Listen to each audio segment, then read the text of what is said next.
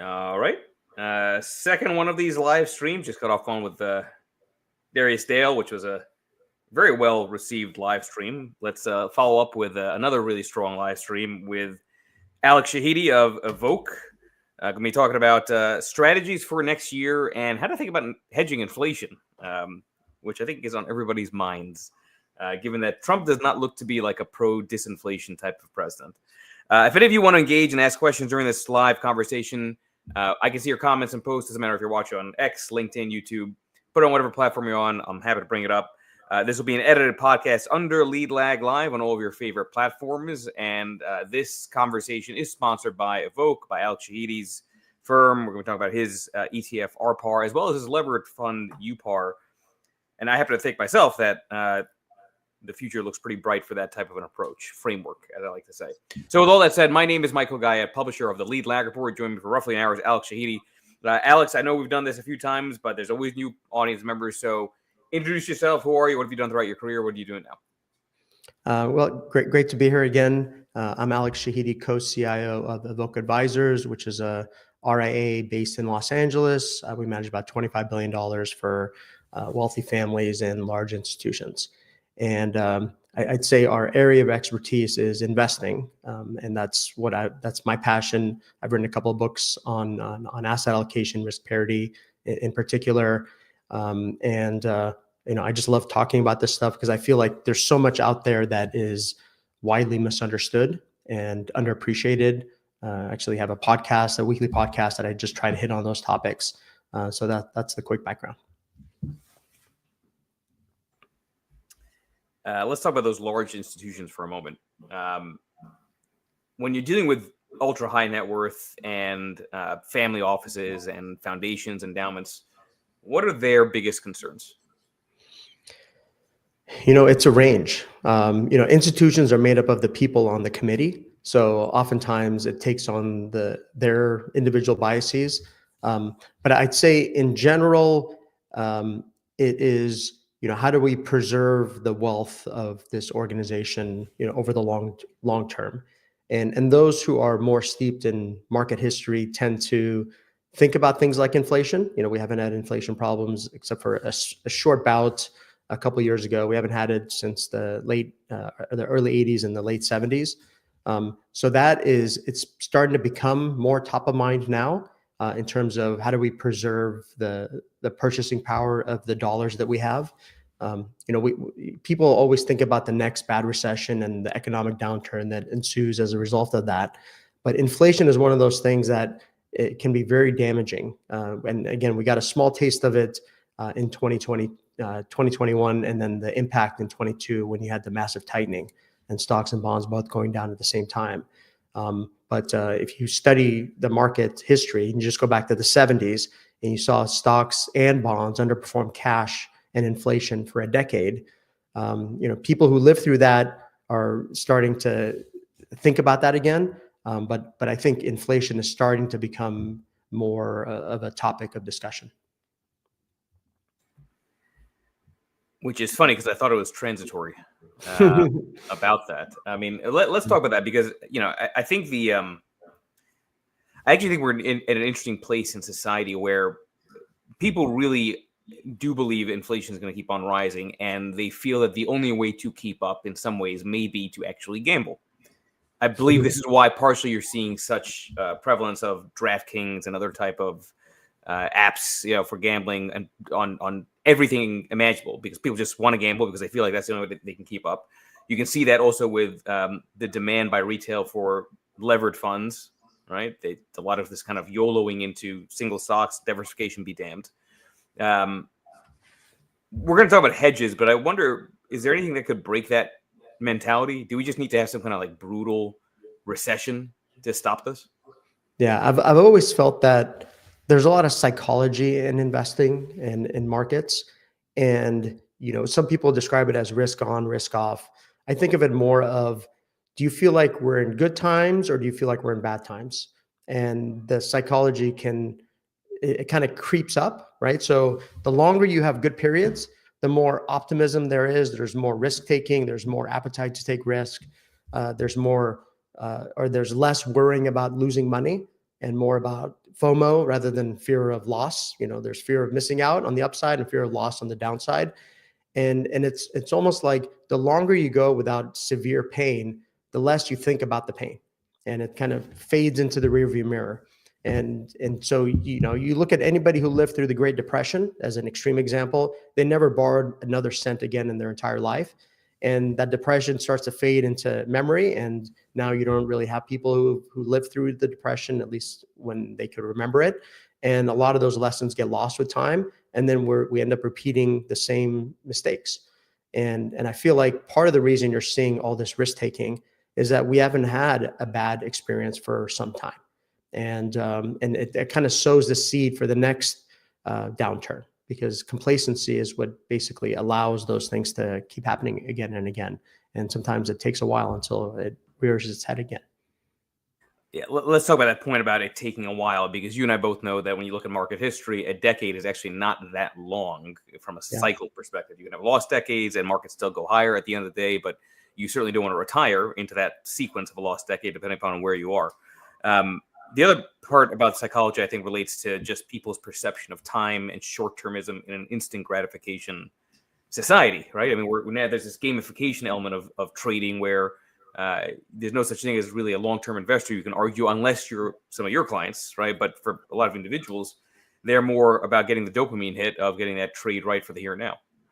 Yeah, and it's interesting. If you go back 20 or 30 years, long-term was probably longer than it is today. You live in a world of information overload where everything is available to you at the click of a button. There's more information you can handle. Most of it is noise. We think that there's more information available, but there's not as much useful information as many may think. So it seems that the time horizon, everybody talks about being a long-term investor, but it feels that the practical time horizon that many investors have has probably been shortening with time rather than actually extending. And the power of compounding happens with time.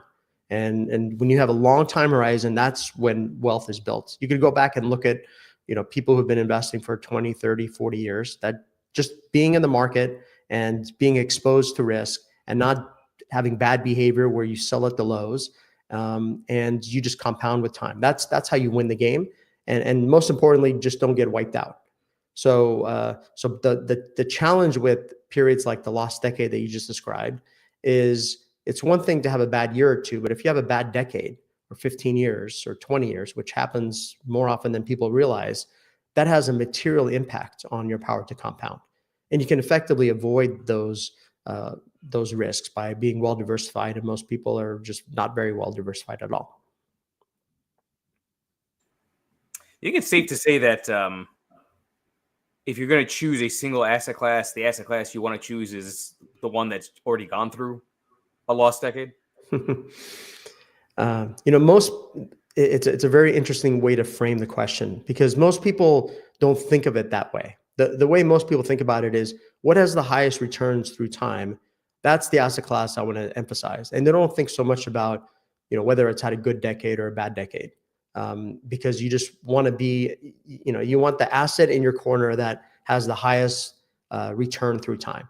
And so most people think of that as stocks because they're comparing it to bonds. That's, you basically have two choices. You can invest in high return, high risk stocks, low return, low risk bonds. We know stocks are riskier. Just don't sell when they're down. If anything, buy when they're down. And that's how you win the game long term. That's the general investment approach. And so people don't think of it as in terms of, well, has it had a good decade or bad decade, because they're just comparing it to bonds. But I think the way you ask the question is the right way to think about it, which is, don't just look at one asset class, look at a bunch of different asset classes. And you don't necessarily have to take them prepackaged in the way that they're offered. So you don't have to think of bonds as low risk, low return. There are higher risk bonds, either bonds with credit risk or longer duration. And you'd be surprised at how good the returns are over a very long period of time. Not the last 10 or 15 years when you're comparing it to the stock market that's been in a historic bull market. You have to look at it over a longer period of time. And when you look at it that way, then I think that it is a fair question to say, these assets all go up over time. They go up and down at different times, and they have good and bad environments. Stocks have had a very favorable environment. There have been a lot of tailwinds the last 15 years, particularly US stocks. It's not reasonable to expect that to continue over the long run. If you're investing for the long run, then the odds of success in concentrating in that single asset class, which is what most people do, is really risky. And I think that only becomes obvious when you zoom out and you look at it over a longer period of time and you look at it across a broader range of assets than what most people do.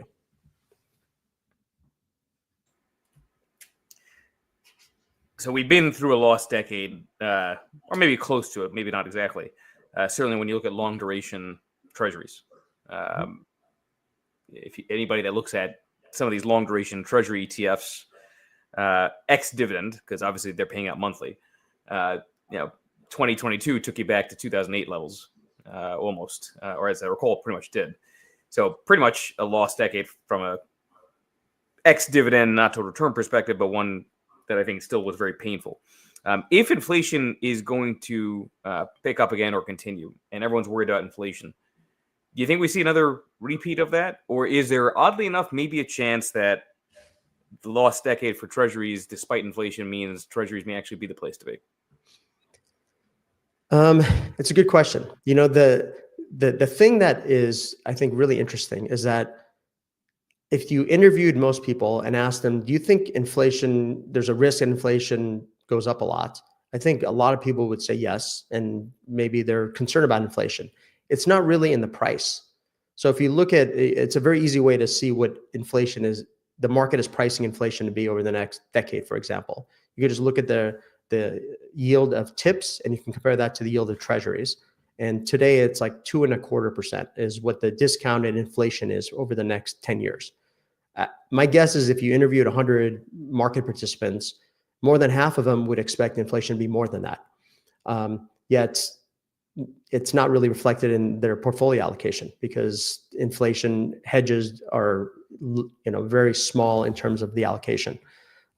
Now, treasuries probably won't do well if inflation, let's say instead of being 2.25, it's like 3 or 4% over the next decade. That's a headwind for treasuries. It's also a headwind for stocks, and that is comparable to what happened in the 1970s. So even though treasuries have been in a bear market for 10 or 15 years, they could potentially be in a bear market the next 10 years if inflation continues to surprise to the upside. Obviously, it depends on what happens to growth. If growth is really weak and you have a stagflationary environment and growth is the bigger driver, inflation goes up a little bit, but growth is really bad, then treasuries may actually do well. But you could actually think of treasuries in two forms. There are nominal treasuries that pay you the fixed interest rate, and then there are inflation-linked treasuries, TIPS, that you get paid inflation. So I think one of the big insights is don't just think of treasuries as the traditional treasuries. Think of them also having the other version in the form of TIPS, which are the same thing as treasuries, except you get paid inflation rather than taking the risk that inflation comes out as expected. You mentioned at the start of the conversation, there's a lot of misconceptions, I think was the word you used when it comes to investing. And a lot of people use these terms, hedge, not maybe understanding what they're hedged to, or they assume that it's always a hedge when maybe it's really on average, it's a hedge. We often hear that in gold is an inflation hedge. And yet up until really last year, gold had gone nowhere, right? For pretty much a decade. Also a lost decade, you can argue, for gold. How should we think about just even the word hedge? And, how do you think about gold in the context of that as, a diversifier that maybe can outperform inflation?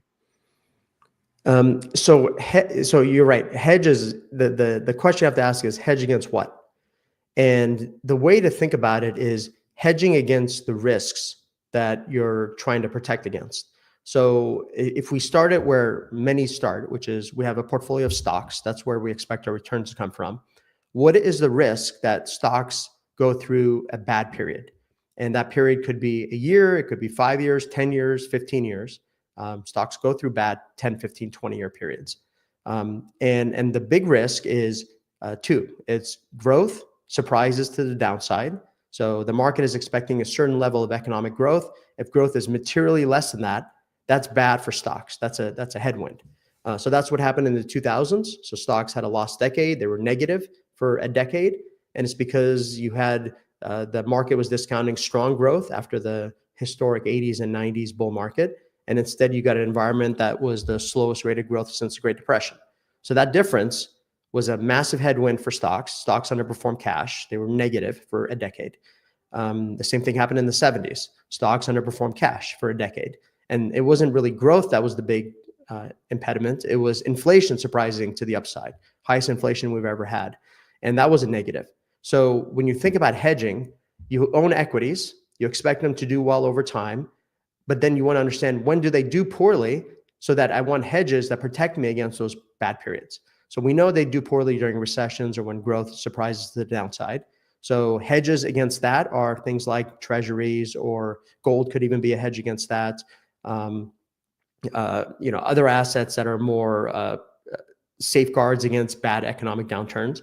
And then on the other side, you have to think about inflation. And for a long time, people didn't think about inflation. They didn't need to. Now it's probably important. And treasuries won't hedge you against inflation. We just talked about that. We know what happened in the 70s when treasuries underperformed cash. They did great in the 2000s because growth surprised to the downside. That's a hedge against that. It's not a hedge against inflation. It actually does poorly against inflation. So things like inflation-linked bonds, you mentioned gold is a great hedge against inflation. And the easiest way to look at that is, how did gold do in the 1970s when we had the highest inflation ever? It averaged 30% a year for a decade when we came off the gold standard. And you, in terms of gold, you have to think of it not just inflation, but what type of inflation. If it's monetary inflation, if it's based on a debasement of currency and more printing, which is basically what happened in the 70s, and it's something we were experiencing more recently. Gold can do really well in that environment. You can think of TIPS as a hedge against just CPI inflation that can protect you against that type of inflation. And then commodities is another hedge against inflation. Commodities may not do poorly if economic growth collapses, but if you get massive inflation like you saw in the 70s, even in 2022, commodity prices were up a lot. Those are other hedges against equities. So hedging, you got to think of it in terms of what is the driver that causes bad returns in whatever I'm hedging against, and what assets can I own that are biased to do well in that same environment, so that you don't have to guess when those environments happen. You can just own those assets that are biased to do well. That's how I think about hedging. Let's talk about how to think about diversification.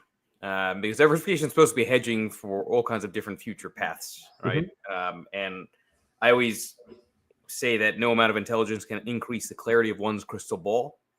Doesn't matter how smart you are, nobody can really tell what the future is. So you might as well have exposure to as many scenarios as possible and hopefully risk weight that the right way. I want you to talk about what risk parity is and how that fits into the idea of the unknowable tomorrow. Yeah, and I think a good way to do that in light of our conversation so far is think about hedging in that I think of it as there's two ways to hedge. There are hedges that have a negative expected return. So you can think of options, or think of it like insurance, where you have a house and you want to hedge against the risk of a fire, and so you buy fire insurance. Over time, it has a negative expected cost. That's why the insurance industry exists. But it can really protect you in a catastrophic hit. And so maybe you think of, if I didn't hedge the fire insurance on my house, and over time I'll win, but the one time that I travel through time, this one series of time, I may lose, and I may lose it all. And so it's worth it to have a little bit of a cost to protect me against a catastrophic hit. So that's one form of hedging, is owning things that it's like insurance. You pay a premium for that insurance. Another way to hedge is the term that you just used, which is diversification. And that, I think, is a very interesting way to hedge, because it doesn't have a negative cost. It doesn't lower your average expected return. You can actually diversify without giving up returns if you do it properly. So in that way, I think of it as, in what environments does asset A do poorly? Asset B should be an asset that does well in those environments. And then you go across all the key types of environments that can occur. And it's basically growth and inflation surprising to the upside, surprising to the downside. Those are the key factors. There's also environments where you have massive monetary tightening, where cash is king, and that's harder to diversify against. That's what happened in 22 when almost everything fell at the same time. That's why correlations went to 1. It wasn't because of an economic downturn. You can look at periods like Q1 of 2020. I always like going to the extreme periods because it gives you a sense of how markets behave during the worst of times. So Q1 2020, COVID hit, massive economic downturn. Doesn't matter what caused a downturn. So what happened in that one quarter? The stock market fell 21%. Commodities got crushed. Tips, gold, and treasuries were in a bull market at the exact same time that those other assets were in a bear market. And if you were diversified across all those, you actually did fine. You were down maybe a little bit. And then you had a period where treasuries did poorly and stocks went up a lot, commodities went up, and you kind of had the reverse. And so if you're diversified properly, you can protect yourself against all those unknown surprises without having a cost. So we talked about gold. So gold, if you go back 50 plus years, basically since we came off the gold standard, the return of gold from that time until now is only about 1% less than the global stock market for 50 plus years. And let's think about the periods where gold did the best. It was the 1970s when equities underperformed cash, and the 2000s when equities underperformed cash. And the period it did the worst was the 80s and 90s when gold was negative. And that was like the historic bull market for stocks. So just think about those two asset classes. 50 plus years, the return is not that different. Equities are about 1% a year ahead of gold. Obviously, 1% a year over 50 years is a big difference. But in terms of average return, it's not as different as people might think. And gold did way better when stocks were terrible, and stocks did way better when gold was terrible. And the average correlation is close to 0. That seems like a pretty good asset to own in a portfolio.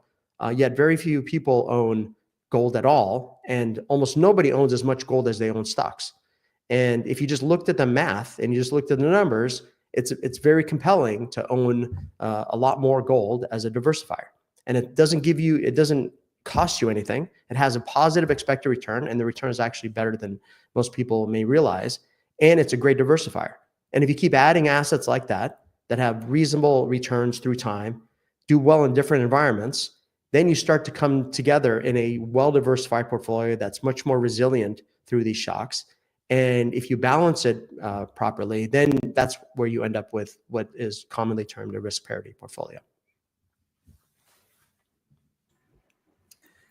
And to be clear, just because it's got these different asset classes that can move in different ways depending upon whatever regime you're in, doesn't mean that the average doesn't have its own cycles where it looks like it's in quotes not working. Mm-hmm. That's right. And the way to think about that is, all these assets, they basically behave as you would expect given what's happened. The hard part to predict is what's going to happen next. So like a very simple framework is you can think of it as there's 3 big drivers of asset class returns. You can go back over the last 100 years and you can basically explain all these moves just by, at a very simplistic level, 3 big factors: growth surprises, inflation surprises, and then the rare periods where cash is king. And the reason these are the drivers is growth and inflation basically drive the cash flows of all these assets. Inflation basically tells you what the cost of capital is. And then cash is king is important because all assets compete with cash. So as an investor, your starting point is I can just own cash, get whatever the yield is, and take no risk. And the only risk you take is whether the yield is higher or lower. So that's your starting point. If you want to take risk, you expect a return higher than cash. So it should be cash plus something if you're going to take risk. So all these assets have an expected return above cash, but they all compete with cash. So think of the stock market over 100 years. It's cash plus 5 or 6. So when cash is lower, 5 or 6 let's say cash is 0, 5 or 6 out of stocks is a reasonable risk premium. If cash is 5, then it should be 10 or 11. You're not going to invest in stocks expecting 5 when cash is yielding 5. So over time, the average return of these asset classes goes up and down with the return of cash. So when in periods where cash suddenly goes from 0 to 5%, like it did in 22, all these assets face the same pressure. They all have downward pressure at the same time. Diversification doesn't work in those rare periods. We also saw it in the early 80s when Paul Volcker came in and massively hiked interest rates. So in those periods, you should expect asset class correlations to go up a lot. That part is not a surprise. The cause effect linkage is very reliable, but those periods don't persist. Then eventually growth and inflation surprises matter more than the Fed massively hiking rates. So when people say diversification didn't work, that's true. And you should expect that in those unique periods. And those periods are hard to predict. They don't last very long. They don't happen very frequently. And all you have to understand when you're going through those inevitable periods is this is what's happening. No surprises. It's going to end. Just don't overreact. And then once you had that hike in rates, expected return of all assets is higher because they've reset to a new normal. And you can compound at a higher rate going forward from that point. Just don't overreact. But that's widely misunderstood. That's another one of those points that I think is just not that well appreciated. Is there a reason why people, when they say stocks for the long run, they don't say that when it comes to other asset classes? I mean, I think when most investors think about what to invest in, they're thinking stocks alone. But in reality, most asset classes go up, don't they? They do. And I think the reason stocks get that focus of stocks for the long run is that it's twofold. One is people recognize the stocks are risky. They go up and down. There's a lot of volatility. So if you want to get good returns through time, you have to withstand the ups and downs. And so I think that's pretty well understood. And you can just look at a chart of the S&P 500 over 100 years. If you zoom out a lot, it looks like a straight line. If you zoom in, there are a lot more wiggles. And the more you zoom in, the bigger the swings up and down. And so just I guess the belief is just don't overreact to those wiggles and hold for the long run, and you win owning stocks. And which is true. But the part that's misunderstood is that the long run may be much longer than you realize. So you have these periods of lost decades. I mentioned the 1970s lost decade, the 2000s lost decade. That's 2 of the last 5 decades.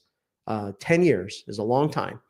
You can go to college, you can get a master's degree and a PhD in that time, and you could underperform cash for over that long period. So I think that's why stocks get that focus. Is people know it's risky, and you go through these bad periods, just hold on. But the challenge is long term is probably longer than you realize. And I think the reason the other asset classes don't get the same focus is because people don't think of them as risky as stocks, because they think of shorter duration bonds. They don't go up and down as much. They don't go up over time as much, and so that you don't have to think about it as a long-term investor. And I think that's one of the challenges, and that's part of the whole risk parity framework. Is you can take all these assets, and you can structure them in a way where they have similar risk as the stock market. And the way the math works, there's a return to risk ratio. Bonds have lower return because the risk is lower, but the ratio is not that different from stocks. So if you raise the risk by going longer duration, you can even apply a little bit of leverage if you want. You can basically get the same return out of treasuries as you can the S&P over 100 years. You can mathematically prove that. But that's not the way most people think about those assets. And the part that's very counterintuitive is, in some ways, you're better off with more assets that are risky than having high risk stocks and a bunch of other low risk things. Because when you combine that, you get a return that's in between those low risk assets and stocks. But if you take all those assets and you make them all equally risky, and they're diverse, meaning they go up and down in different times and different types of environments, and the average return of all those assets is comparable to equities, now you can conceptually understand why you could have a much more diversified portfolio. And then at the same time, because they're riskier, you need to have a longer time horizon. And so I think part of the challenge is people just look at the wrong menu, in my view, is they look at it as high risk stocks and low risk everything else. You could take those things, make them similar risk as stocks, understand that you have to be a long-term investor in those, understand that they're diversifying to stocks. And when you put them all together, you can potentially achieve an equity-like return with a lot less risk by being passive and just being more diversified. It's a very simple concept, but it's just not that well understood. Let's talk about RPAR as a way of getting easy access to that type of a framework, as well as UPAR. You came out with this ETF, I think, late 2019 on RPAR. You had an interesting test with the COVID crash, another interesting test with the dual bond and stock market bear market of 2022. So two pretty extreme dynamics, you can argue, that historically are abnormal. Talk about why you launched the fund, talk about how it works, and sort of the experience the last several years here. Sure. Well, the reason we launched the fund is because just in my, I've been a financial advisor for 25 years. I've met hundreds, if not thousands of advisors over time.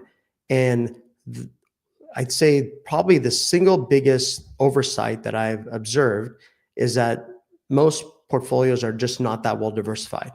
One of the first rules of investing is don't put all your eggs in one basket. I think most people would agree with that.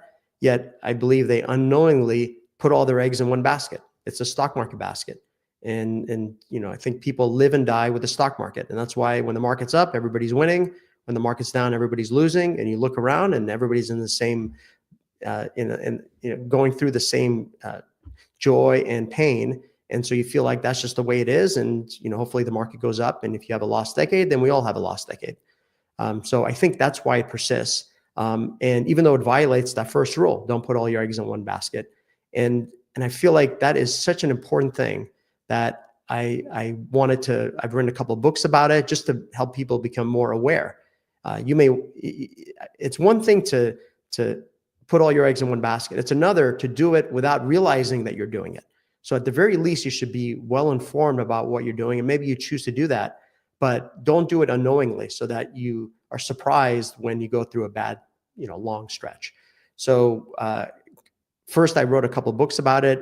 Then I thought, we should make this easy for people to actually implement if they believe that this is a more efficient way to diversify. So we created a very simple ETF that is passively managed, that it just invests across equities, commodities, tips, treasuries, and the commodities include gold. And it's just risk balanced so that we would expect an equity-like return for that balanced mix of assets with a lot less risk and very low risk of lost decades. So that's the reason. And I think of it just as a tool. If you want to be well diversified, you can own some of that to move in that direction. So in terms of how it's done, it's been really interesting. So we launched it in late 2019, literally weeks before COVID hit, not knowing this. And the first quarter, its first full quarter, the stock market fell 21%, and RPAR was down 4%. And it's because stocks went down a lot, commodities went down more, but treasuries, tips, and gold were in a bull market. And it's down 4%, and the stock market's down 21%. So that acted exactly as you would expect, not knowing what the future held. Then you had a big recovery, and I think it was up like 19 or 20% in the first year. And so it was very popular. People looked at it and said, oh yeah, it did well in the downside without being actively managed, and it recovered and beat the stock market over the full period. That sounds really good. Then you had 22, which is way worse than Q1 of 20 in terms of being diversified, because cash was king. Almost everything fell. Commodities were up quite a bit. Gold was about flat, but all the other assets fell a lot, and bonds fell more than stocks when you equally risk them. And so RPAR was down significantly, almost 23%. And people look at that and say, okay, this doesn't work. Diversification doesn't work. Strategy doesn't work. It underperformed equities on the downside. Something's wrong. And that's completely incorrect. It's exactly what you would expect. The same thing would have happened in the early 1980s. And then the long-term expected return after the tightening period has gone up. So I think it was like a superstar in the very beginning, and now people have been disappointed after 22. And I think both of those cases are just not that well understood. Because I think one of the big challenges is, whether it's known or not, most people use the reference point of the stock market. So if you have a strategy that's up 5 and the stock market's up 20, then that strategy isn't working really well. If the strategy is up 5, same 5, and the stock market's down 20, people look at that and say, oh, that's fantastic. Yet it has nothing to do with the stock market by design. It's diversifying against the stock market. It's a lot of other things that don't zig and zag with the stock market. So I think a lot of it is just not that well understood. And that's why I spend a lot of time doing podcasts like this. I have my weekly podcast. It's not just about risk parity, but just helping people become more aware of how investing works. A lot of it is counterintuitive. There's a lot of things that are just it's just hard to understand, even for people who are professionals in this industry. For whatever reason, it's just not easy to grasp. So I think a lot of it is just not that well understood, and so I think RPAR has performed exactly as you would expect given the environment, and it's just a well-diversified allocation to a diverse mix of asset classes that I would expect to do well over time. Yeah, and to your point about behavior, the recency bias around the last 4 years has, I think, skewed the way people perceive how the market works. When you're living in an anomalous cycle, it's very easy to think that that's how the cycle plays out. That's right. Yeah, that's the other one of the big challenging things in our industry is that history is lost, oftentimes on the good side and on the bad side. People overreact to what's happened most recently, and they extrapolate that into the distant future. And I think that's just the way humans are hardwired. So people look at the S&P not even the last 4 years, the last 15 years. I think if you look at history and you look at the return of the S&P versus cash, because that's what it's competing against, I think the last 15 years is the best period ever. And so if you look at it within the context of history, you shouldn't look at that and say that's normal. It's obviously not normal. And the other thing you should recognize when you go back in history, the best periods usually follow the worst periods, and the worst periods usually follow the best periods. It's like you go through these extremes. And what many forget, because it's, I guess, too far into the past, is the decade before the last 15 years, the S&P was one of its worst periods ever. And it was actually one of the worst countries in the world to invest in. So that period started in 2000, and you had the dot-com boom and bust. And then so you had a 50% decline in the S&P. It recovered 100% right before the global financial crisis, fell another 50%. And then it went up another 100% from there. And if you just look at the decade, it ended up net negative, and one of the worst countries to invest in. So there is certainly recency bias, but I think the reason it's more prevalent is it's not just 4 or 5 years, it's 15 years. And that's a pretty long time. We talked at the very beginning, in the market, 15 years is a short period of time. In the rest of the world, 15 years is an eternity. And think about it. If you've been an investor for 20 years, 15 is like basically what you know. Those are your formative years. That's where you learned everything, and you feel like that's normal. And the market is amazing at teaching lessons. It kind of sucks you in, makes you think that there's some form of reality, and then it slaps you in the face and teaches you, no, that's not reality. This is reality. And those are the periods you really have to worry about. And the challenge is that, it's 15 years. 5 years ago, you could have said, okay, it's been a decade. This is not going to last. And the last 5 years were stronger than the first 10 years. And maybe the next 5 years are better than the last 5 years. You really don't know. That's one of the challenges of the market. There's a lot of psychology in it. We have no idea what the next 5 years looks like. A lot of people have guesses, but those are low odds of being right guesses.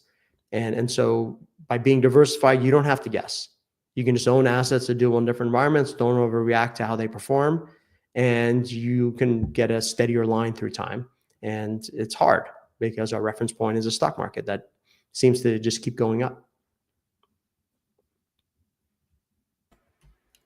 Let's talk about hit on UPAR for a little bit. I had mentioned the kind of manic flows that are going into leverage funds, 2x, 3x, and the single stock side. That's a different kind of leverage fund. Let's talk about UPAR. Yeah, so we have basically two versions. RPAR, which is the original risk parity ETF, and it invests across equities, commodities, including gold, tips, and treasuries, and it's well diversified. So that fund has 20% of leverage at the portfolio level. You could effectively own the same assets with no leverage. So risk parity doesn't have to have leverage. And so you think of it as there's an unlevered version, there's a 20% levered version, which is RPAR, and then you can lever it even more, and that's UPAR, ultra risk parity, which is 40% more levered than RPAR. So UPAR is 1.4x RPAR, same exposures, just 40% more levered, which means 40% more risk and 40% more excess return through time. And the way to think about it is you're not necessarily levering any single asset class, you're levering the whole portfolio. So if you go back to an unlevered risk parity portfolio, same asset classes, same exposures, the pie chart even looks the same, but there's no leverage in that. The allocation adds up to 100. RPAR, same pie chart, but the allocation adds up to 120, and UPAR is 40% more leverage than that.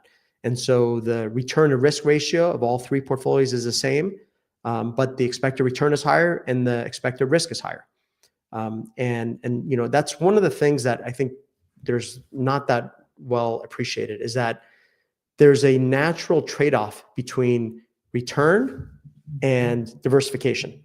So if you think about the way most people construct portfolios, is they have high risk, high return stocks, low risk, low return bonds, and they allocate between the two depending on how much return and risk they seek.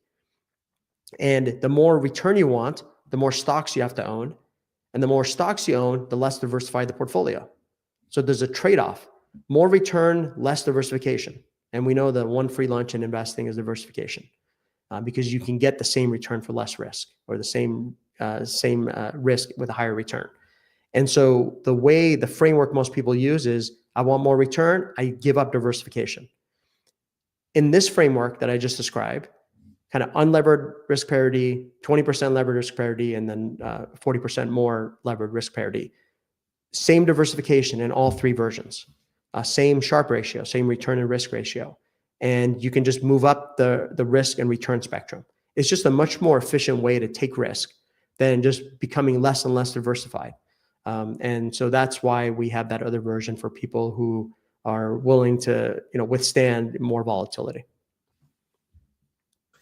Alex, you mentioned your podcast. How do people listen to that, and how do people track more of your thoughts? Sure. The podcast is called The Insightful Investor, and it's on Apple Podcasts, Spotify, and YouTube. It's also on our website, insightfulinvestor.org. We get about 10,000 downloads or views a month, and it's a weekly podcast. The episodes come out every Tuesday morning. So people can tune in there. And then we also have our evokeadvisors.com website for our advisory practice, and then rparetf.com for the two ETFs that we've talked about. Everybody, make sure you check out Alex Shahidi's podcast, learn more about RPAR and UPAR. Again, this conversation is sponsored by Evoke Advisors. My name is Michael Guyett, and thank you, everybody, for watching. Thank you, Alex. Appreciate it. Thanks, everyone. Cheers, everybody.